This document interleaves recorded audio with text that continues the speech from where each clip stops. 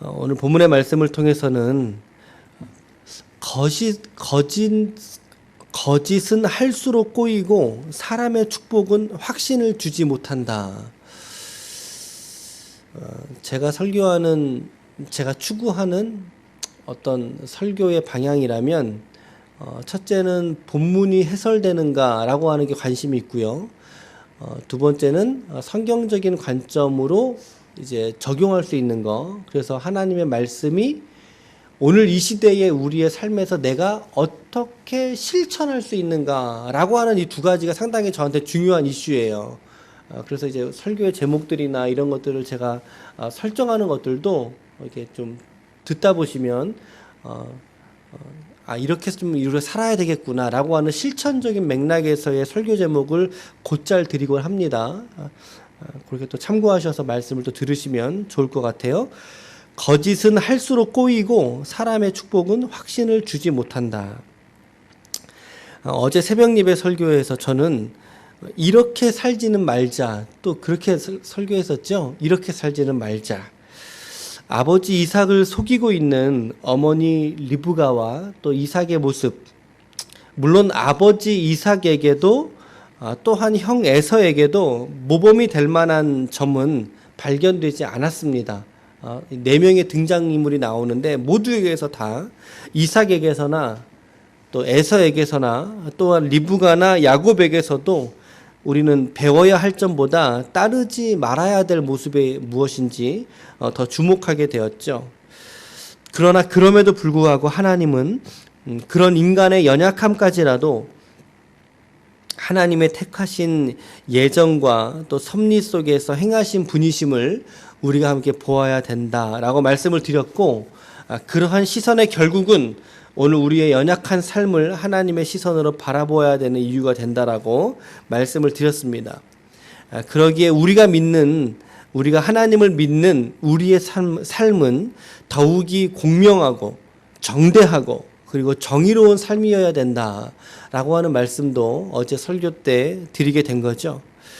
그리고 이제 오늘 본문에 와서 보니까 이제 이들의 이 도모했던 거짓의 행위가 이제 실천되게 되는, 실행되고 있는 그런 모습을 보게 됩니다.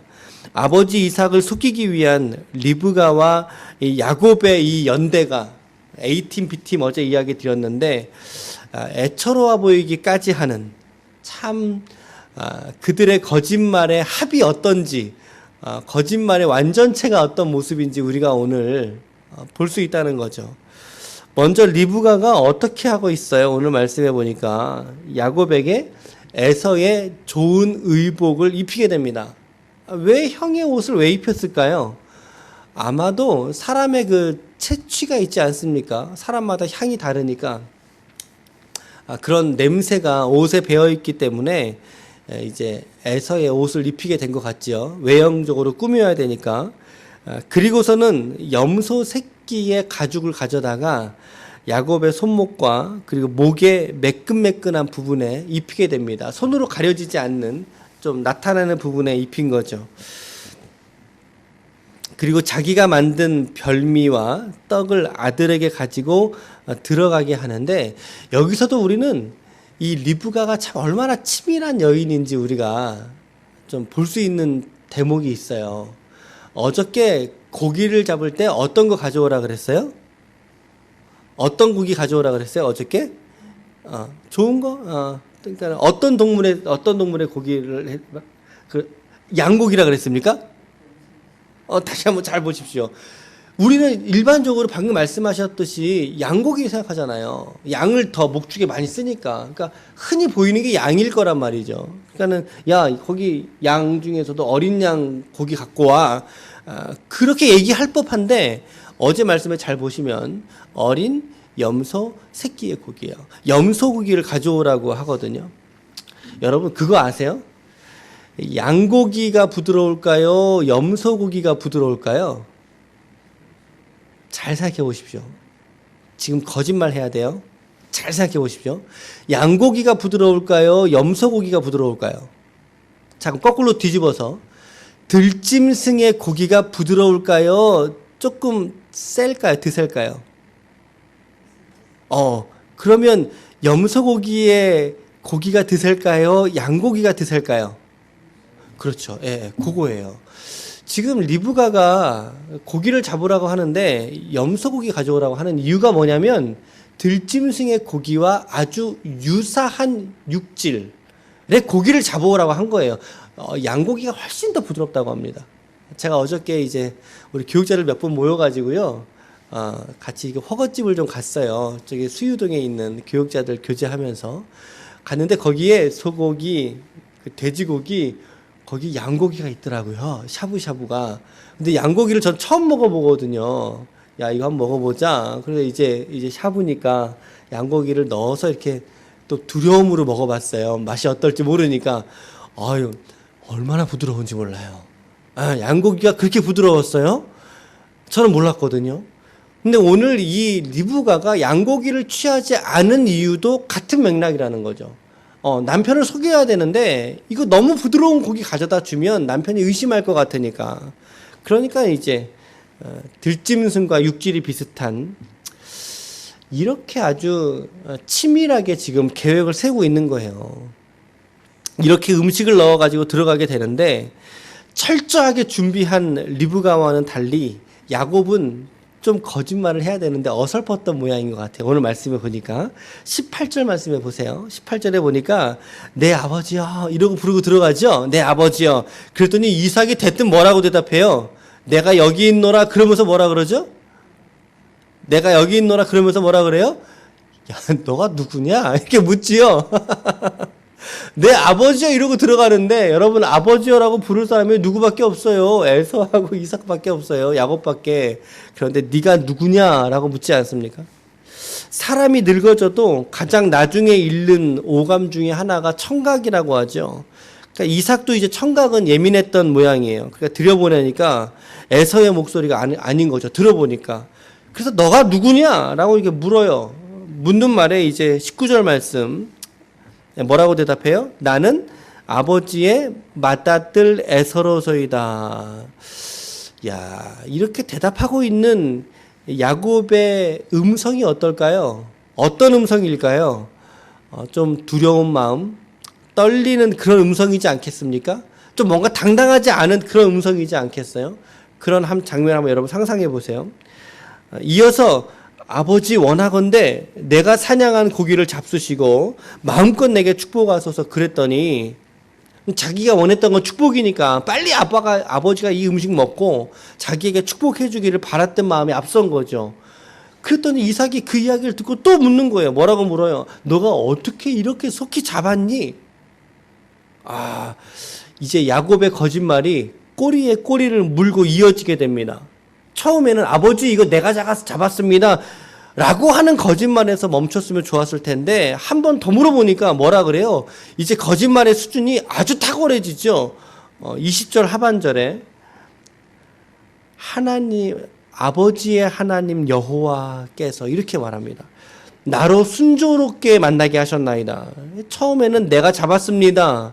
에서라도 그쳤으면 좋았죠. 그런데 어떻게 돼요? 이제는 하나님을 팔게 돼요. 예, 하나님 팔게 되죠. 참 이거 하나님 말씀에 뭐라 그랬어요? 여호와의 이름을 망령되이 일컫지 말라. 지금 이 집안은 지금 십계명 모두 다 지금 거스르는 지금 장면이에요. 여호와의 이름을 망령되이 일컫죠. 거짓의 도구로 하나님의 이름 갖고 끌어오잖아요. 자기의 어떤 이익을 위해서. 여러분 거짓말은 그래서 회차가 지나갈수록 더 꼬인다는 사실 아세요? 한 번 거짓말 간단하게 넘어갈 게 아니라 한 번 했던 거짓말을 또다시 그거를 하다 보면 거짓말이 거짓말을 낳고 또 그 거짓말이 거짓말을 낳고 아주 사소하게 했던 거짓말이 여러분 뭐라 그러죠? 눈덩이가 불어오듯 그렇게 그 거짓말이 반복되다 보면 엄청나게 큰 거짓의 향연으로 빠질 수밖에 없다라는 거예요. 여러분 그리스도인들은 진실과 정직으로 살아야 할 줄로 믿습니다. 여러분 정직이라고 하는 가치는 성경에서 상당히 중요하게 다루는 개념이에요. 우리가 가끔 이제 하얀 거짓말 이렇게 거짓말을 약간 좀 미화시키는 경향이 있긴 하지만 그럼에도 불구하고 성경의 곳곳에서 편저에 있을 정도로 하나님은 정직함을 아주 중요하게 여기시는 분이에요. 특별히 시편이나 잠언 말씀에 보면요, 약 300회 이상, 300회 이상 우리 신자들의 삶에 정직이라고 하는 것을 떠나서는 우리의 삶이 삶일 수 없다라고 하는 이야기를 한다는 거죠. 특별히 잠언 12장 5절 말씀에 보니까 의인의 생각은 정직하여도 악인의 도모는 속임이니라 이렇게 말씀해주고 있고, 시편 101편 7절에 보면 거짓을 행하는 자는 내 집안에 거주하지 못하며 거짓말하는 자는 내 목전에 서지 못하리로다. 분명히 하나님은 거짓을 경계하고 있고 거짓으로 살지 말라라고 말씀하고 있는데, 오늘 보면 야곱은 자기의 삶을 영적으로 보지 못하는 모습을 보여주고 있어요. 영적으로 보지 못해요. 인간적인 안목에 사로잡혀서 어머니 리브가와 함께 이삭을 속이고 있는 장면을 우리가 보고 있는 거죠. 어제 말씀드렸던 동일한 연장선의 말씀을 우리가 오늘 보지 않습니까? 하나님의 선한 일들을, 약속의 말씀을 이루어가는 삶이 얼마나 복되고 존귀합니까? 그런데 그것을 이루기 위해서 거짓을 선동하고 이웃을 속이는 일들로 이루어간다는 것은 옳지 않다는 거죠. 결과가 선해도 과정까지 무시해서는 안 된다라고 하는 것이 역시 오늘도 동일하게 우리가 적용할 수 있는 부분이에요. 여러분, 혹시 여러분들의 삶 속에 혹여라도 남아있는, 어쩌면 습관처럼 배어있는, 우리의 입술에 배어있는 하나님 앞에서 우리가 거짓의 모습이 우리 가운데 있다면 오늘 우리가 좀 정직하게 고백하면서 하나님의 용서를 구하고 다시 한번 우리 가운데 정직을 회복시켜 달라고 우리가 기도할 수 있는 새벽의 시간이 되시기를 바랍니다. 우리가 예수를 믿는다는 삶에도 불구하고 우리에게 얼마나 많은 거짓들이 남아 있습니까?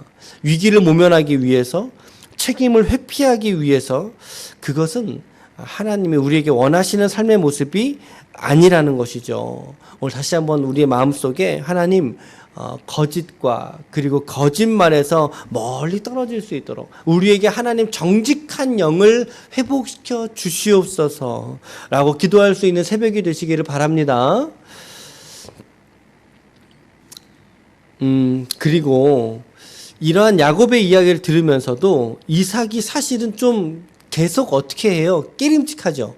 탐탁치 않아 했어요. 왜냐하면 목소리는 이미 누구의 목소리인지 알아챘어요? 야곱의 목소리인지 알아챘어요. 그런데 시력이 나빴던 거죠. 그래서 에서의 향기와 에서의 피부로 그를 만져보고 나서 이제 분별하지 못한 채로 축복을 하게 됩니다. 그러면서도 이내 한 번 더 묻습니다. 너 정말 에서니? 이렇게 묻죠. 너 정말 에서냐? 그가 대답하되 그러하나이다. 거짓말 3번 이어서 하거든요. 3번을. 드디어 이삭이 이제 야곱에게 복을 빌어주기 시작하는데, 우리가 다 읽지는 않겠지만 이 축복이 3가지의 축복을 이제 야곱에게 베풀어 줍니다. 첫 번째는 뭐냐면 그의 존재에 대한 축복을 선언하고 있어요. 존재에 대한 축복. 우리 27절 말씀, 27절 같이 읽어볼게요. 시작. 그가 가까이 가서 그에게 입맞추니 아버지가 그의 옷에 향취를 맡고 그에게 축복하여 이르되 내 아들의 향취는 여호와께서 복 주신 밭의 향취로다. 이것은 그의 존재를 축복해 주고 있는 거예요. 어떤 존재라고 말씀하고 있어요? 여호와께서 복 주신 밭의 향취로다. 그러니까 어떤 것이 심겨져도 그 밭은 복 자체이기 때문에 심겨진 것마다 풍성하게 열매를 맺는다는 축복인 거죠. 그의 존재에 대한 축복을 하고 있고요. 두 번째로는 어떤 축복입니까? 그가 받아서 누릴 땅에 대한 축복을 해주고 있어요. 28절 시작. 하나님은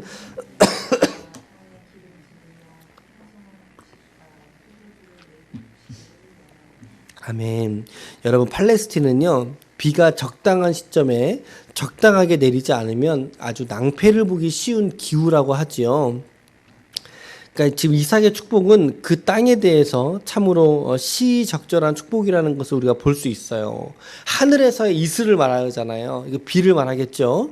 그리고 땅의 기름짐이죠. 그 비를 받는 땅의 상태를 말하는 거죠. 그리고 비를 담아서 열매를 맺는 땅을 축복하고 그러므로 말미암아 풍성한 곡식과 포도주, 그리고 이제 포도주는 과실, 그리고 열매 같은 거겠죠. 땅의 소산을 풍성하게 누리는 인생이 되라고 축복하고 있는 거예요. 오늘 여러분들에게도 땅의 열매가 충만하시기를 축복합니다. 그렇죠. 여러분들의 삶 속에 땅의 열매가 풍족할 수 있기를 축복합니다. 아멘. 마지막 세 번째로는 그가 앞으로 누릴 관계에 대해서 축복을 선언하고 있습니다. 29절 시작. 만민이 너를 섬기고 열국이 너를 굴복하리니 내가 형제들의 주가 되고 내 어머니의 아들들이 네게 굴복하며 너를 저주하는 자는 저주를 받고 너를 축복하는 자는 복받기를 원하노라. 아멘. 그런데 이게 참 사람이 주는 축복은 완전하지 못해요. 그리고 이러한 축복을 지금 야곱이 어떤 마음으로 받고 있어요? 그렇죠. 지금 이삭도 사실은 축복해 주면서 어떤 마음일까요? 약간 좀 의심적인 마음으로 축복하고 있고, 이 축복을 받고 있는 야곱은 어떤 마음이에요? 형이 들어오면 안 되는데. 형이 지금 들어오면 안 되는데. 여러분, 이 장면을 묘사하는 성화들을 잘 보면요. 이삭이 야곱에게 축복하고 있고, 보통 야곱은 눈을 뜨고 받아요. 불안하니까. 그리고 어머니 리브가는 커튼을 이렇게 살짝 열고서 밖을 보고 있는 그런 장면으로 묘사를 많이 하거든요. 여러분, 정작 축복은 받아냈지만, 그러나 불완전한 축복이죠. 예. 축복의 내용은 참 완벽한 내용이에요. 그의 존재, 땅에 대한, 그의 관계에 대한 축복의 내용은 완벽했지만, 그러나 축복의 마음을 받는 그들의 삼자의 마음은 전부 다 엉망인 거예요. 지금 리브가는 밖에 쳐다보고 있고 야곱은 눈 뜨고 있고, 그리고 아버지 이삭은 이게 에서가 맞는가?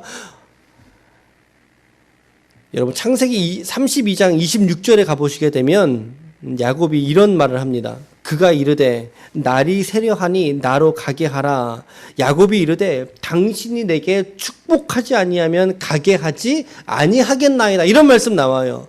야복강의 나루에서 하나님의 천사와 씨름하고 있는 그 천사에게 아주 강력하게 자기를 축복해 달라라고 이제 엎드려서 강청하고 있는 대목이죠. 무엇을 요청하고 있다고요? 복을 요청하고 있다는 거죠. 여러분, 그렇게까지 복을 요청하고 있었던 야곱의 내면에는 뭐가 깔려 있을까요? 20년 전에 이 사건이 지금 깔려 있는 거예요. 20년 전에. 아버지의 이 사건 이후로 20년의 시간을 아버지와 떨어져 지냅니다. 형 에서의 낯을 피해서 살게 되거든요. 도망자의 신분으로요.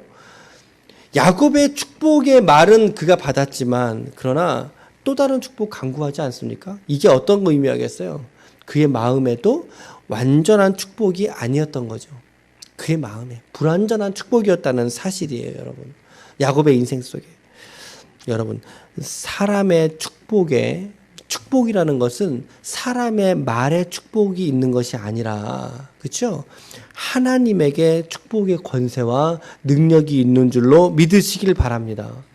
사람이 복 준다 그래서 그 복을 그 사람이 받는 게 아니다, 이 말이죠. 오직 누가? 하나님께서 우리에게 베푸셔야, 하나님께서 그에게 안수하셔야 그게 진짜 축복이라는 거예요. 할렐루야. 하나님이 주시는 복이어야말로 그게 진짜 복이라는 사실이죠. 여러분, 사람 눈치 보지 마십시오.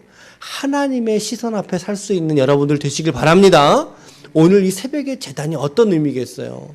하나님의 시선을 인식한 우리의 예배 아니겠습니까, 여러분? 여러분, 우리도 사람에게 복 받으려고 애쓰고 힘쓰지 마십시오. 그 불안하게 짝이 없는 거죠. 그 사람이 뭐라고? 여러분, 하나님에게 복을 받는 성도가 되시기를 바랍니다. 그래서 우리는 거짓은 반복될수록 꼬여요. 그렇죠? 그리고 사람의 축복은 온전한 확신을 주지 못한다는 사실을 우리가 오늘 알아야 한다는 거죠. 맞죠? 오늘 하루에 여러분들의 일상 속에서도 오늘 진실한 사람으로 살아갈 수 있길 바랍니다. 그리고 하나님이 주시는 복을 누리는 여러분들의 인생이 되시기를 축복합니다. 믿음으로 선언합니다. 아멘. 이와 같이 하나님의 은혜를 일상 속에서 누릴 수 있는 복된 여러분들의 삶이 되시기를 예수님의 이름으로 간절히 축원합니다. 아멘.